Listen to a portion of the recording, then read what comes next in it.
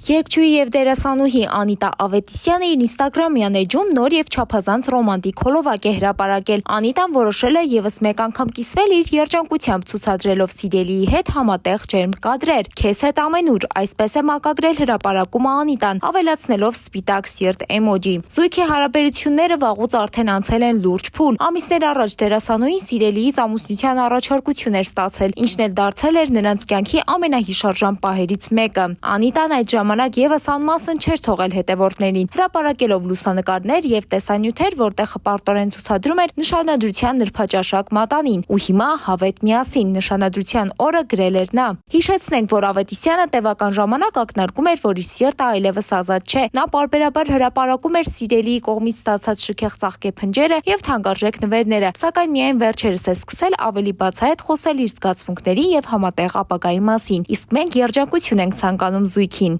Օրագիր Նյուզը շարունակում է հետևել հայտնիների կյանքի ամենահետաքրքիր անցուդարձերին։ Մնացեք մեզ հետ, բաց չթողնելու ամենաթարմ եւ բացառիկ նորությունները շոու բիզնեսի աշխարհից։ Թամարա Քալանթարյան, Օրագիր Նյուզ։